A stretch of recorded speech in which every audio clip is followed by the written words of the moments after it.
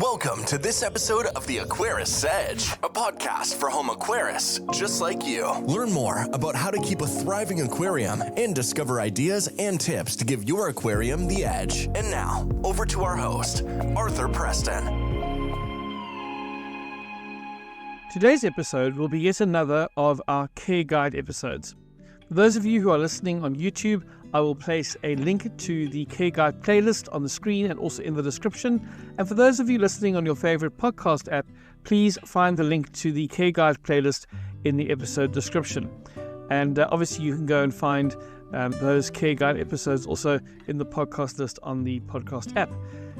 That all said and done, what are we looking at today? Well, we're looking at that strikingly beautiful and somewhat mischievous clown loach. If you have ever seen a clown loach napping on its side and thought it was dead, only have it spring to life again, you already know how weird and wonderful these little fish are. And I say little in quotation marks, air quotes if you like, because they don't stay little for long, but we'll talk about that in a few minutes. They're also one of the most requested community tank species and also one of the most misunderstood. So during this episode, we're going to look at their natural history, setting up a tank for them, their filtration needs, their feeding routines, social dynamics, and so on.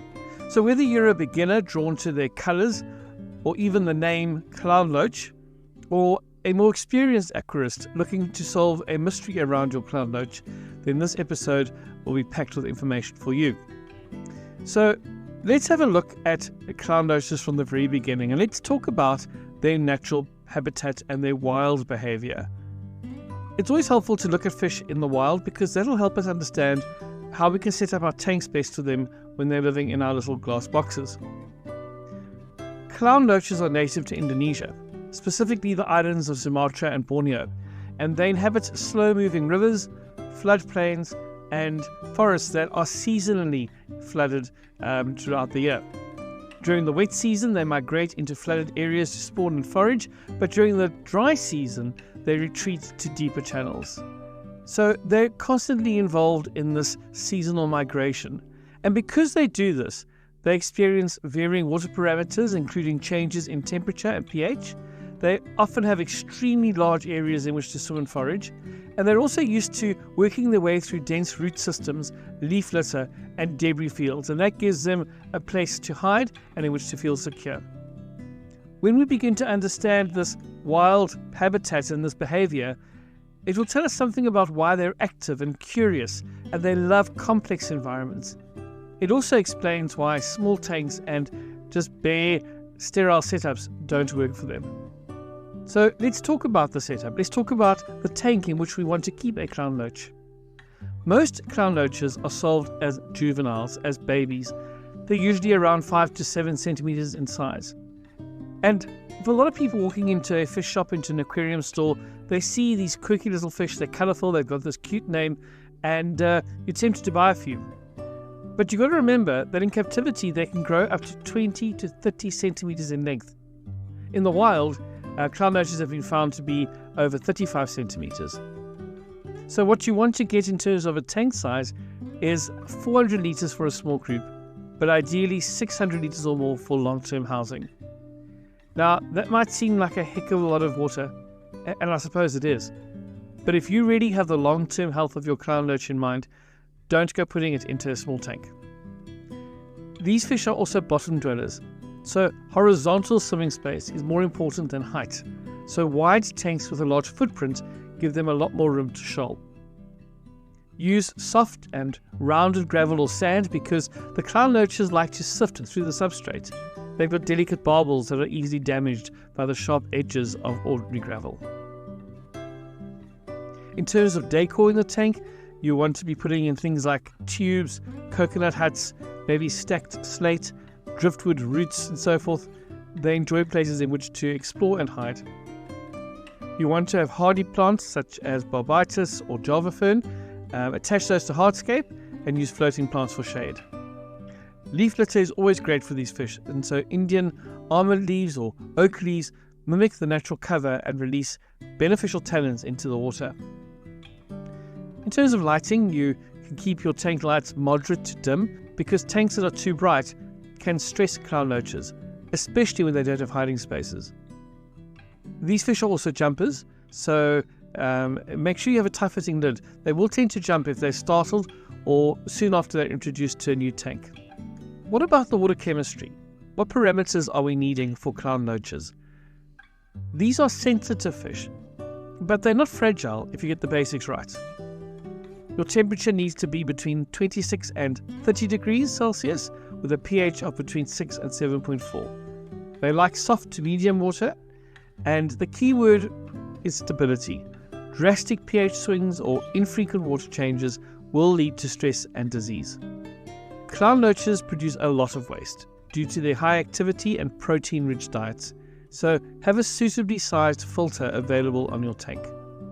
Make sure you're changing your water at about 30 to 50% on a weekly basis. Make sure that you are cleaning your tank regularly, and just make sure that you have an environment in which they can remain healthy. These fish are omnivorous and they're opportunistic, and in the wild, clown loaches eat worms and small crustaceans. They eat snails and look for plant matter and detritus. So when they're in captivity, a varied diet keeps them healthy and brings out their colours. You'd want to use something like sinking pellets to make sure they get their basics in place. You could serve them fresh and frozen foods such as bloodworms or daphnia or even chopped earthworms. And you could use blanched vegetables such as spinach and cucumber.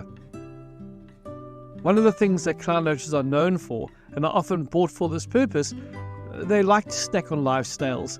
It's great enrichment for them, and they are a natural food source. Some people will actually buy clown loach specifically to come sort out a snail problem, but that's a subject for another episode in terms of managing snails or pest snails in your aquarium. You want to feed your clown loaches about 2 to 3 times daily in small portions, and scatter the food around, particularly if you have numerous clown loaches in your tank. You want to reduce competition and make sure that everybody is getting their fair share.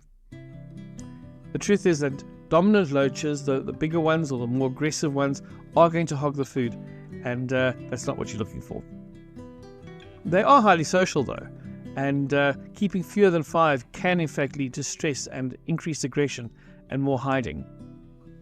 Loaches will develop hierarchies, and you'll often see that one dominant fish leading the group. They will show mock fighting, they make an audible sound with clicking, and they will look like they're dancing. Peaceful medium-sized fish such as rainbow fish or Congo tetras, silver dollars, angelfish, gouramis are all good tank mates for clown loaches. Don't put them with fin nippers or aggressive cichlids or very small fish or shrimp, because they will become a snack. Unless your tank is very large, avoid other bottom-hacking fish such as coolie loaches. You can keep corridoras, but make sure your space is generous. Clown loaches are known for being susceptible to ick, or white spot disease, and you see this as a classic aquarium illness, white grains on the fins and the bodies. You want to raise your temperature to 30 degrees Celsius and treat with an appropriate medication. They can also suffer from what's called skinny disease, where the fish will lose weight despite eating, and that's often caused by internal parasites. So again, you treat them with an appropriate treatment. Their barbels can be eroded through poor substrate and dirty conditions, and you prevent that with fine sand and just making sure your water quality remains good. Loaches, I mentioned earlier, will stress easily, so dim the lights, provide hiding spaces, and give them enough of a social size where they can feel safe.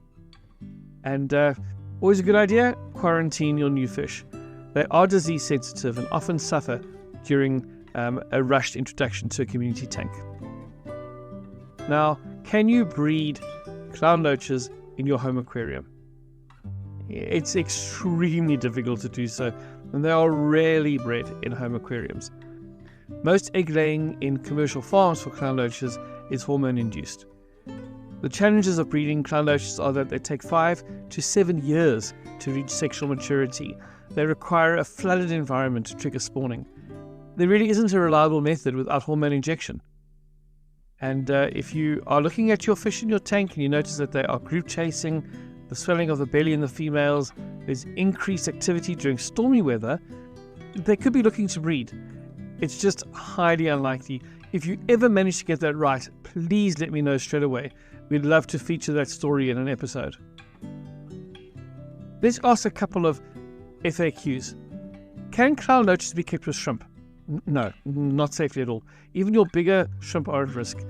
These loaches are expert snail and shrimp hunters. How long do clown loaches live? They can live up to 20 years in captivity. They are a long-term commitment fish. Is my fish clicking at me? Yes, they can. Clown loaches will click. It's their way of communicating during feeding or social interactions. It's quite normal, and it's quite fascinating. Not a lot of our fish will communicate audibly to us. So, let's wrap this up by recapping what we've covered today. Clown loaches are beautiful, they're social, they are long-lived. They do need big tanks with soft substrate and a high water quality. A varied diet is essential, and it's important to watch out for diseases such as ick and internal parasites. They're really not a beginner fish, but they are incredibly rewarding. Go ahead and share your clown loach photos, share your tank setups in which you have your loaches, and pop some questions onto the comments. It'd be great to hear your stories and to see what you're doing with your clown loaches. That's it for now. Please continue to listen to this podcast either on your favorite podcast app or through YouTube. Your support is very much appreciated. Until we meet again at the next episode, keep listening, keep discovering, and keep enjoying this amazing hobby. Bye for now. That's it for this episode of the Aquarius Sedge. Please consider subscribing to this podcast so that you don't miss further episodes. We would love it if you would also rate and review the podcast, as this helps make it visible to others. Until next time, keep learning and discovering, and keep finding your Aquarius Sedge in this captivating and fascinating hobby.